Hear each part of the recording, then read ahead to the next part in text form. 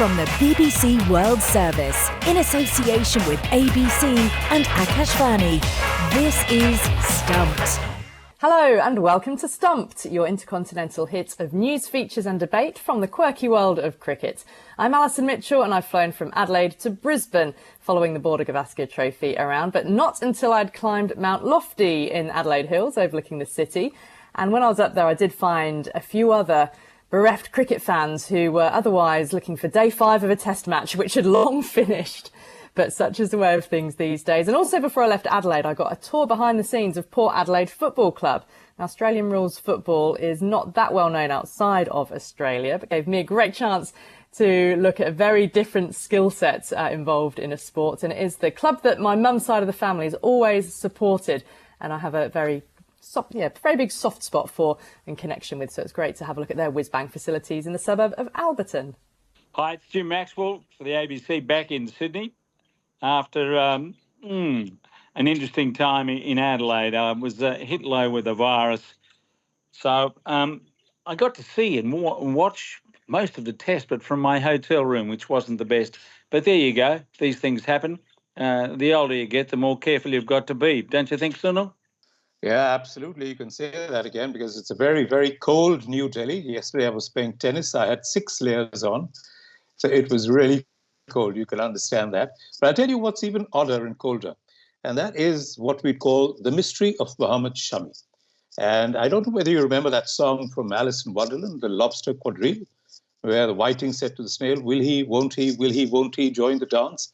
Well, we don't know whether Mohammed Shami is going to join the team in Australia or not join the team in Australia.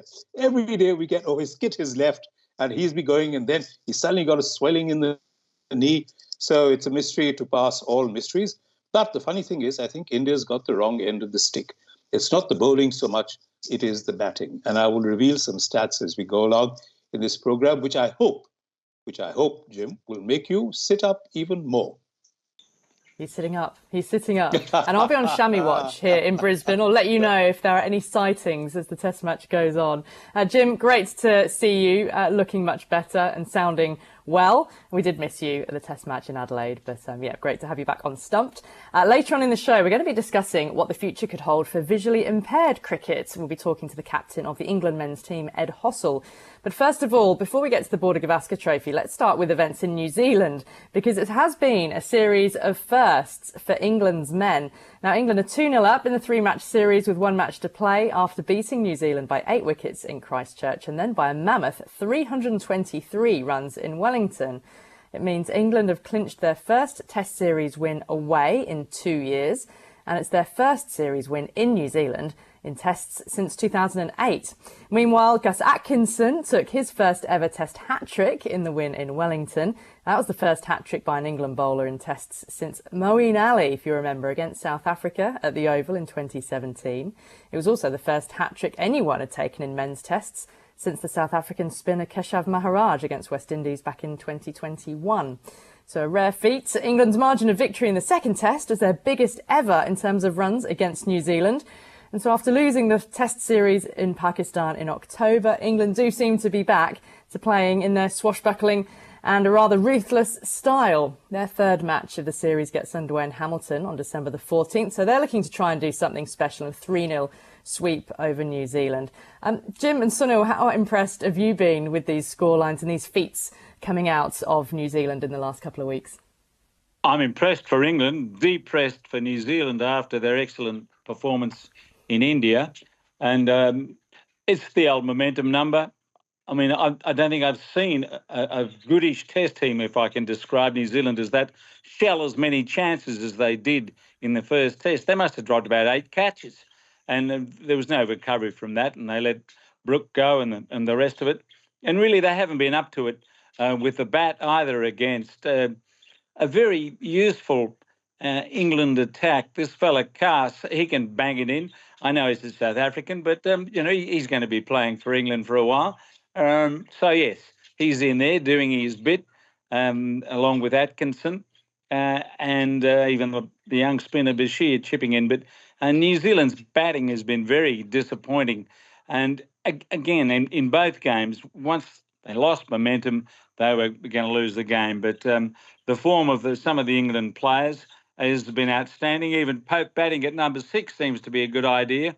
I'm not so sure about him as a wicketkeeper, to be honest, but I always have this quibble with England, going back to Jim Parks and Alex Stewart when there were better wicketkeepers around.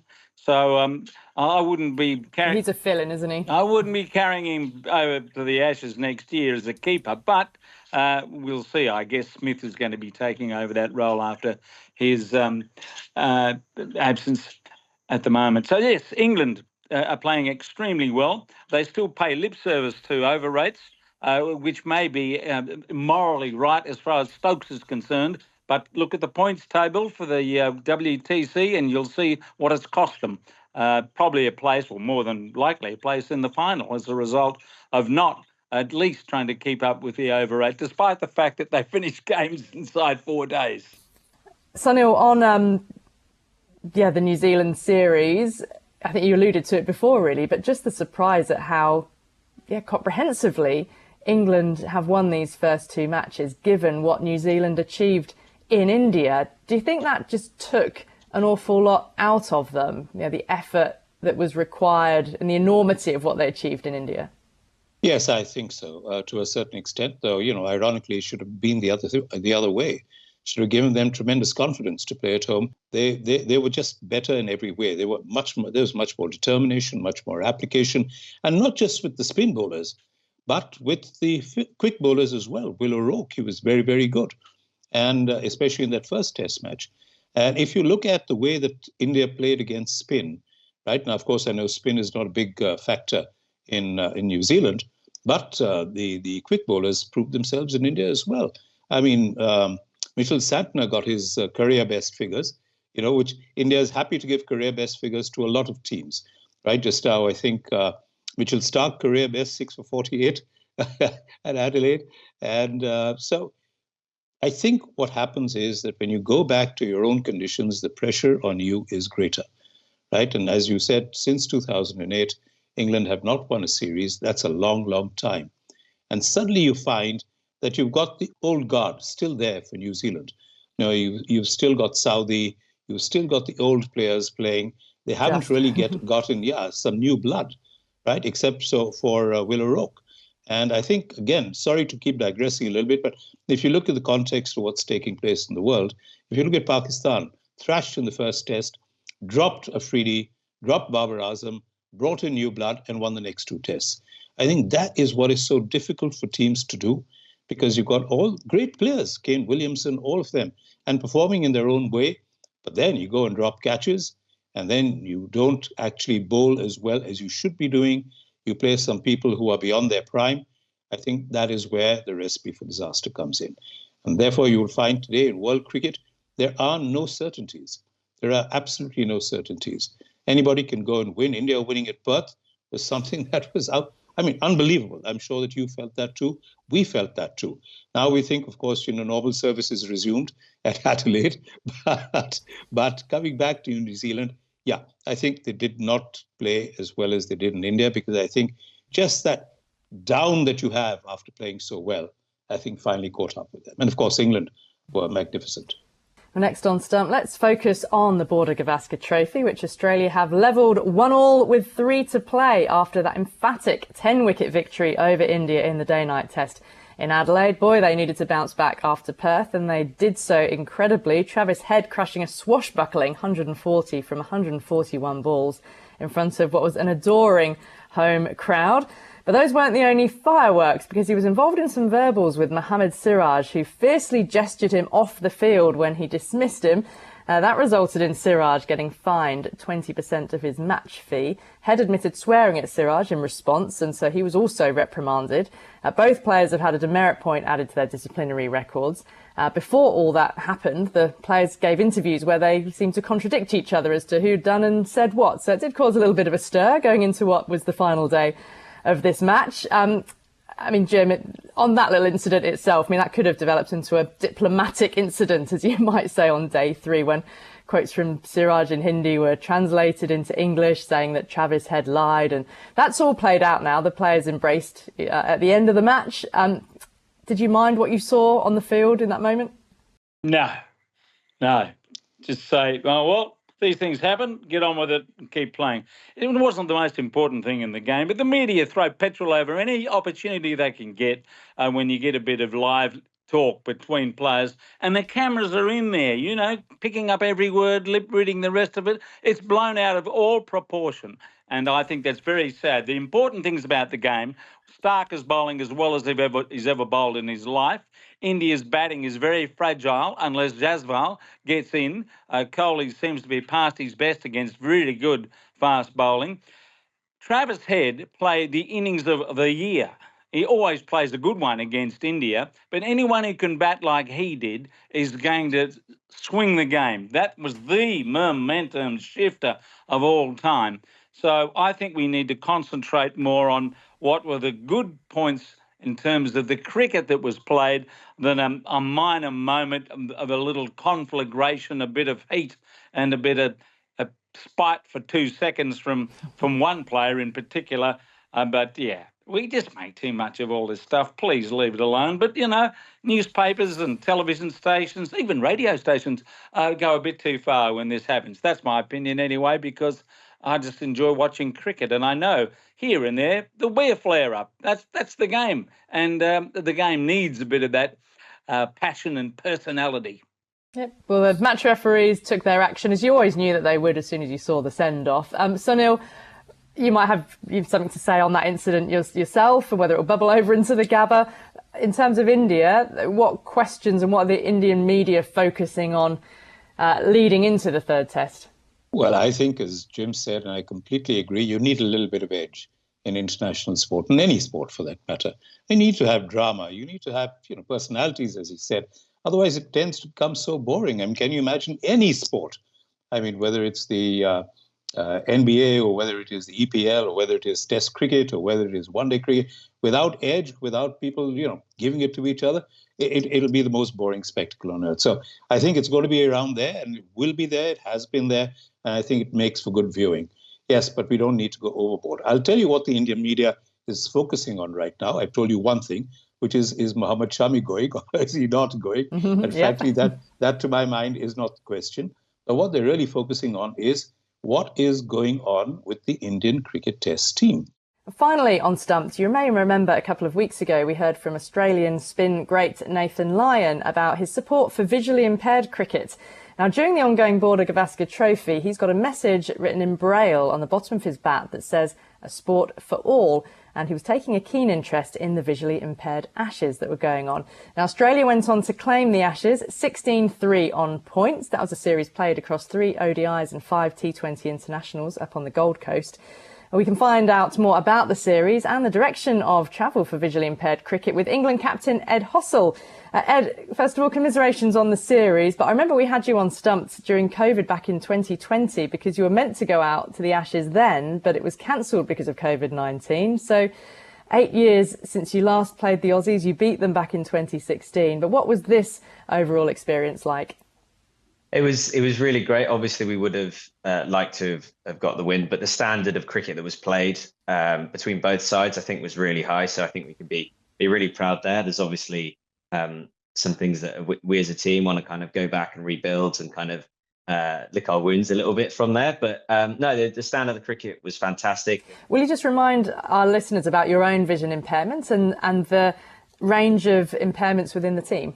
Yeah, absolutely. So visually impaired cricket is kind of set up into 3 categories. There's the B1 category, the totally blind guys, the B2, which is the severely sight impaired guys, and then the B3, which is just sight impaired. And I'm in the B3 category, and I have central vision loss, so something called Stargardt's, which is, central vision loss. So I've got my peripherals, and one of the highest sighted players in the team. So the B1s and the B2s are entitled to runners.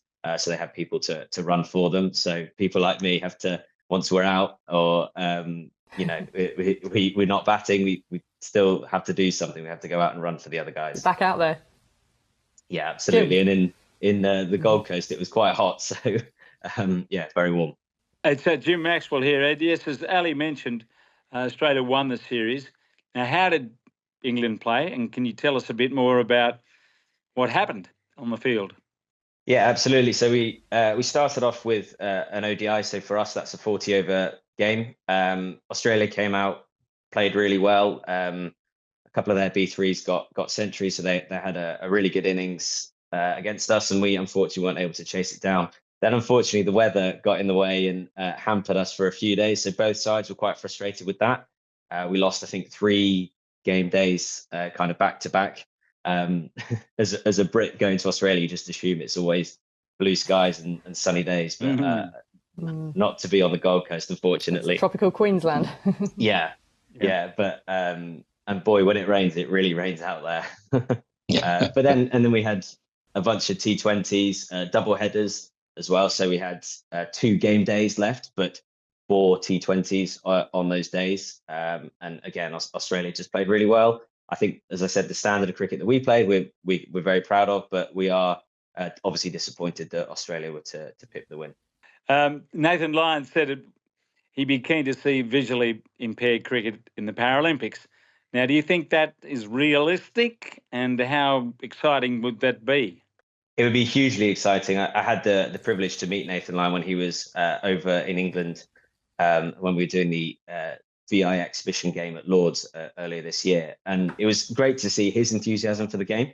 I mean, it would be fantastic if cricket could be in the Paralympics. I think maybe the sport has a way to go before the next Paralympic cycle. I think that's probably quite ambitious. But even if we could get something, I don't know, just something to spread the game a little bit, so that we then maybe the following Paralympics cycle we could get cricket in, that would be fantastic. So whether that's visually impaired, we've obviously got a decent a number of teams around the world playing. Afghanistan have actually just started playing recently. Nepal have got a team. Bangladesh, India, Pakistan, Sri Lanka, the West Indies, South Africa, Australia. All the big countries really in cricket. So it's fantastic that we've got that. So let's utilize that on the world stage. So I think absolutely the ambition should be to get it in the Paralympics. It would just take a bit of time, hopefully. Is it fair to say also, Ed, that women's VI cricket would need to be better developed as well to have a Paralympic push? Yeah, definitely. And so last year, as part of the World Blind Games that was hosted in Birmingham, we had an England women's team, an England women's team, an Australian women's team, and an Indian women's team there, which was hugely exciting for the sport that we had women have involved in the tournament as well, women's teams. So to see that develop would be, I think, really important and really great for the sport. It would only improve the standard throughout the world. Yeah. Hi, Ed. This is Sunil, as I said, New Delhi. And it's recently been announced that England will host the first pan-disability series between two countries, with the Indian men coming to England to compete in a T20 series in June and July 2025. Now, pan-disability means a team that combines what would otherwise be 3 international teams: deaf, physical disability, and learning disability. Now, what do you think of this move, Ed, and particularly if pan-disability cricket becomes the future direction of cricket, the cricket that you play, the direction of travel for your cricket? Yeah, that would be really exciting, and I think it's a very bold, exciting time, and to kind of combine all of those disabilities is great. Obviously, the visually impaired isn't involved in that, but we're a bit tricky. Our format of the game is very different. We have to play a different adapted format of the game. Those disabilities all have to play, they have their own adaptations, but to combine it together and to kind of pool resources to really lift the standard and make the spectacle of the game, even higher than it already is, I think is incredibly exciting. So it's great that England are going to be hosting that, and to host India as part of that, I think will be really exciting. And for all 3 of those disabilities to be lifted up and shown on the world stage, I think will be really exciting. Well, that's all we've got time for on this week's Stumped. So I'll say thanks to Jim Maxwell and Sunil Gupta, and to all of you, and we'll see you again next time. Till then, bye for now.